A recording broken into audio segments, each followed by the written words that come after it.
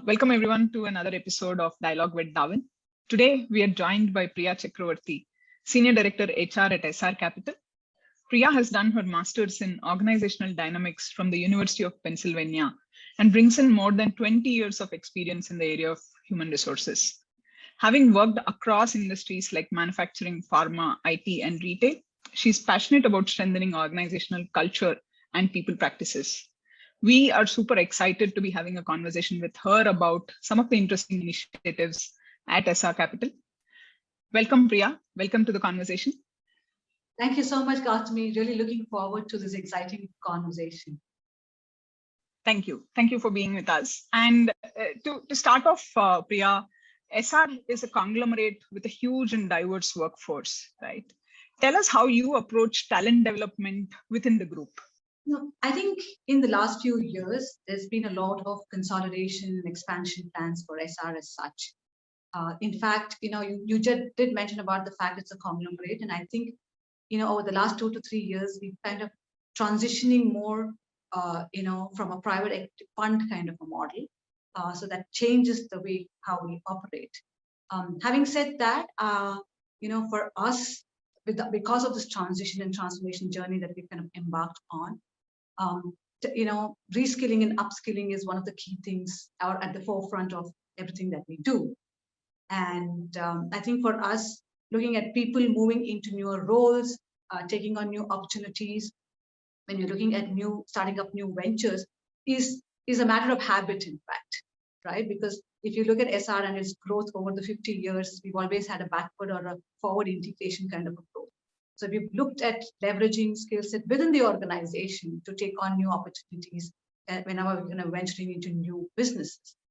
So that is always at the forefront for us from a talent management point. No, interesting, Priya, and it seems like disruption is a constant internally as well as externally today for every organization, irrespective of which field they belong to, right? It looks such. Just moving on, in similar context, right? Every organization's top priority today in a changing business landscape is to reskill and upskill the talent, right, or the people. What has your approach been on that front? So, like I said, Gautami, because of the way we are structured and where we are going in terms of transitioning our businesses to more future-centric and market-centric businesses, one of the big shifts that we've been doing is really looking at, some of the old economy kind of or setup or investments that we've had over the past and moving on more into more greener businesses, right? So we've taken the opportunity to always, like I said, leverage on the internal resources that we've had. So, for example, we are trying to move away from the thermal business and get more into renewables and biofuels. So we have a huge chunk of people who are already sitting with that kind of experience. So they are now double hatting while they're currently working in the power business, but they're also double hatting and doing roles in terms of research, in terms of working with mentors with regard to renewables, right? And how does the space work, attending symposium, seminars, working with the experts from that area to try and understand what this new field is all about. So that's one of the ways we give them the exposure. There's also a way to kind of experiential learning by like the fact that they actually double hat. There is some sense of experiential learning that they get. There is, classroom trainings that we do. There are mentors. We have some mentoring programs where, they shadow the CEOs or some of the leadership positions, people in the leadership positions, so that they get an exposure. So upskilling and reskilling, like I said, is an ongoing thing. By virtue of us being in a diversified business, that lends itself opportunities, right? So we use internal resources to do that on a continuous basis. No, interesting. I think nothing beats learning than doing. I mean, by doing, right? I think the best way to learn is to actually do it, and the opportunities seem to exist to be able to learn and upskill themselves. Great to know that, Priya. And another kind of disruption all of us have gone through in the past 2 years is, of course, being turned into a completely hybrid or a remote sort of organization, right, from what we were before. On that front, what have been some critical policy or approach changes that have been made to enable and engage remote or hybrid workforce? So I think clearly one of the things is that using technology in a big way, right from your hiring process, right from your onboarding process. I think what we've also tried to do is that while using technology to keep certain nuances of giving you an experience, if let's say a candidate had to walk into a room or the office and experience the culture of the organization, right? Whether it is your artifacts, whether it is just employees walking around in your corridor, just observing them. There are a lot of stories that the walls tell you. So I think we've tried best in terms of enabling technology to create that kind of an experience.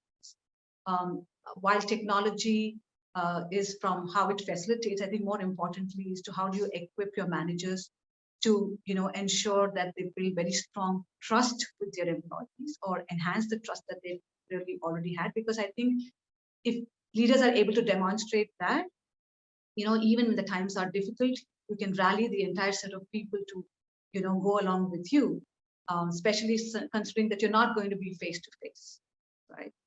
The other thing is, I think from a culture point of view, it's always been a culture of having people included in decision making process. We want to ensure that people don't get left behind. When there is a hybrid model where some of your employees are working in the organization and some of them are working from home, there are instances where you can just walk up or meet in a water cooler kind of moment and decide on certain things about a particular thing. And I think it's about ensuring that those things don't happen. You always at the back of your mind know that any meeting cannot be like a physical meeting. It has to be, assume that, everybody is operating at different locations and it has to be an online meeting. So you ensure that people are included in the decision-making process and not feel left behind. Absolutely, Priya. And something I really, I'm glad that you called out, and I don't think it's mentioned as often, is the whole need for inclusivity when you're in a hybrid mode, right? Because the distance sometimes like literally has impact on how close you are to the decision. Just moving on to another, similar trend that is that's been disrupting us, in fact, pushing us to rethink everything that we've been doing in the past, is the war for talent, right? And today, the battle for talent is like never before. And how are you keeping up with that in terms of making SR a destination for talent? It's about really rolling up your sleeves and building that organization. So in that sense, it's the role that we're able to offer not only candidates from within the organization, but also who we want to attract on the market. That makes it exciting for people to even look at options, to say that, yes, I'm going to be part of this growth story that SR is kind of planned for in terms of SR 2.0. And I think apart from that, the whole fact of how we really looked at ourselves from more from a fund perspective, right?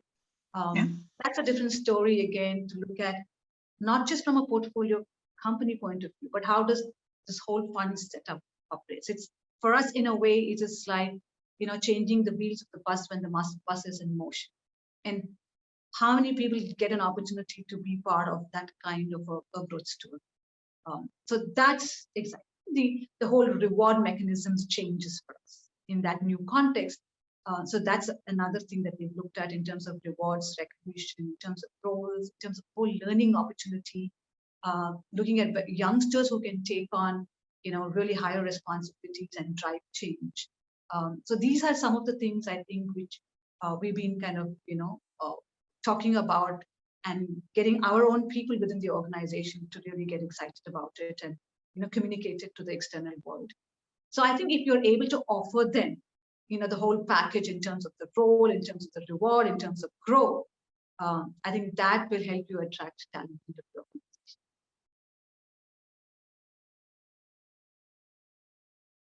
Moving on and turning it on towards a very quick, lighter note, Priya, and I would really like to hear Zoom fast. I'd really like to hear one-word answers on this front. A book or books you would recommend? Educated is going to be the book that I recommend. It's Yeah, I mean, if it's a one word, okay, it's educated. By Tara Interesting. Westover, I think it's a fascinating book. A motto you live by. I kind of chanced upon this poem by William Martin, and it says, "Make the ordinary come alive."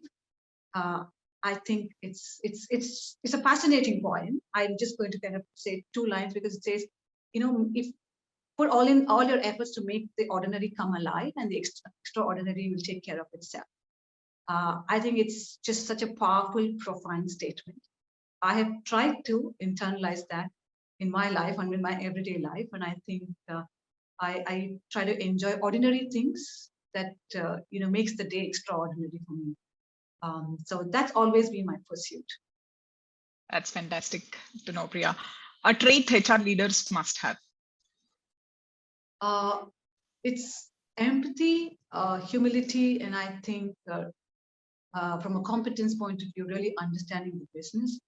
I guess if we have these three together, then I think you'll get a seat at the table for sure. Yeah. And some tips to balance work and life in a home office setup. Oh, that's a hard question. That's really a hard question to answer. One, because I think in the initial part, all of us found it really hard to do that. The lines were blurred and you did not know what was, where to stop, when to stop. But I guess you really need to stick to your schedule. Make sure that you have a time where you're going to wind down and give time to your family.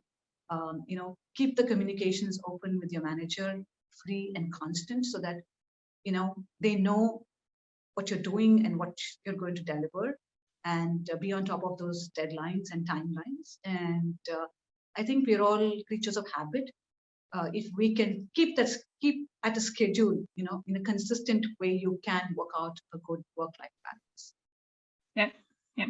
I think routine is important, and that's what we take away. Yeah. It was a fantastic conversation, Priya. It was great learning some of these insights from you, and I think a lot's exciting that is happening at SR 2.0 as we understand. Thank you so much for sharing some of those insights and initiatives with us. Lovely. Thank you for spending time. Great, Gautami. It's been a pleasure talking to you and having this conversation. And thank you so much for having me on this discussion. Yeah.